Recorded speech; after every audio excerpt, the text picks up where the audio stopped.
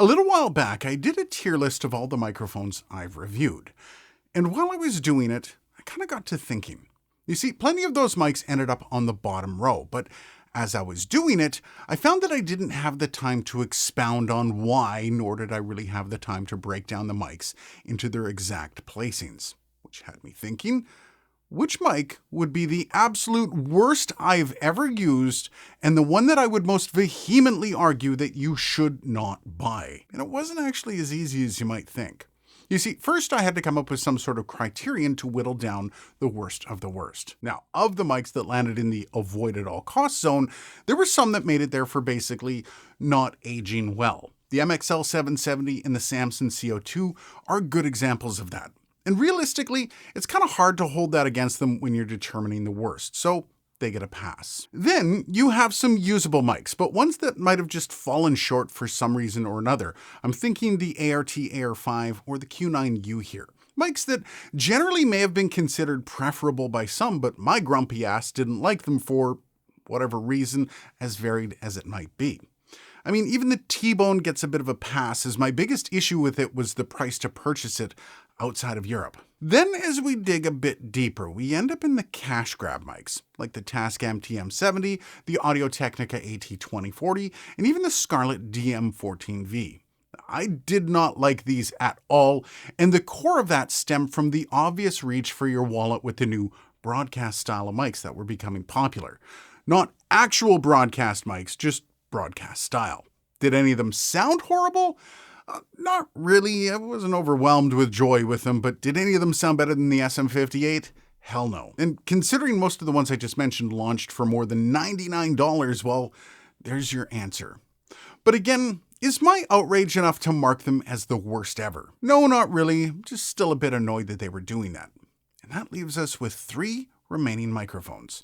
The SEV2, the Pyle PD-MIC58, and the Behringer XM1800S. All 3 of those mics have actual performance issues. But I need to clear one thing up.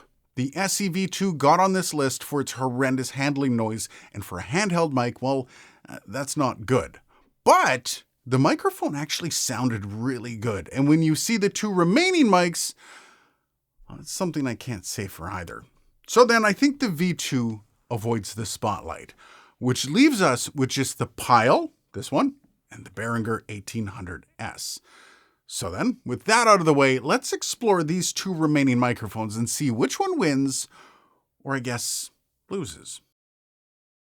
Now, when we compare the build quality, well, both mics are basically the same. The Behringer does feel a bit heftier, but not sure that's going to benefit in the long run. Though it should help with the handling noise. We're going to check on that in a bit. Both feature hollow handles, which is a big mark against, as it is just begging for extraneous noise. But otherwise, there's no real issue with either of these, so no real winner here either.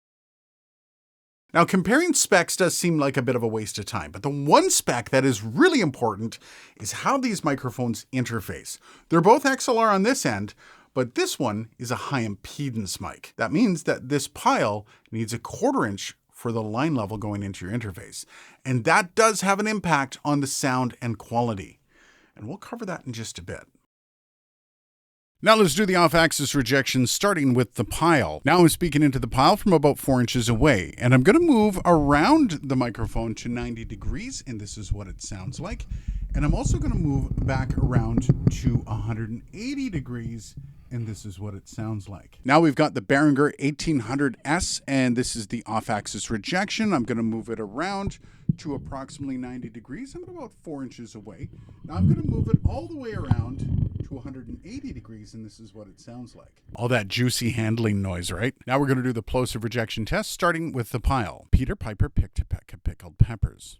Peter Piper picked a peck of pickled peppers. Now let's do the plosive rejection test with the Behringer. Peter Piper picked a peck of pickled peppers.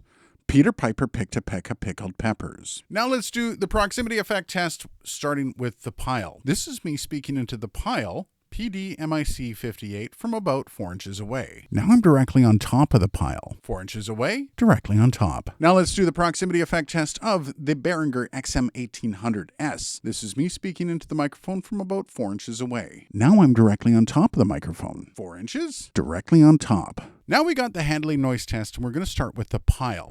And you're going to notice as I move this around. Now remember, these are handheld microphones. This is what handheld microphones are meant for. Now let's check for resonance. Now we're checking the Behringer XM1800S. Almost hit myself in the mouth there. And this is the handling noise on the Behringer. Now let's see if there's resonance.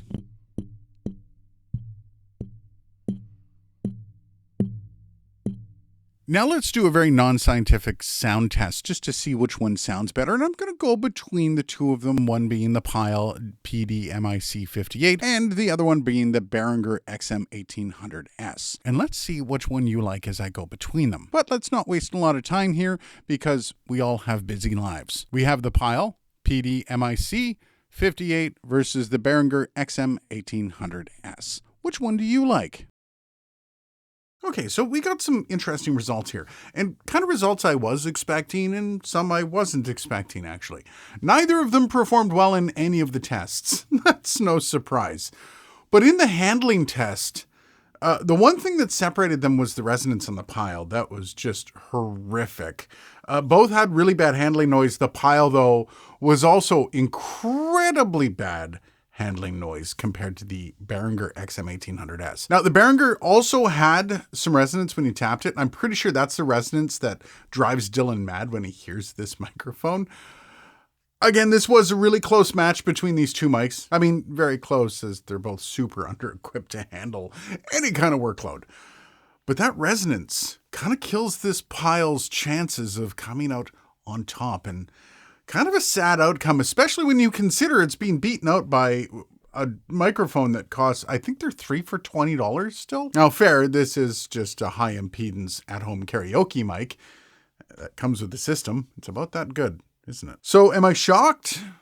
Kinda. You know what I'm shocked by, though? That this mic is bad as it was. This was pretty horrific. Now, before you rush out and buy either of these, don't. They're not good mics, and they're literally wastes of money. $20 for 3, $20 for 1. Don't bother. If you're mad at this result, though, hit me up down below. I'm sure your tears might change my mind. Cheers.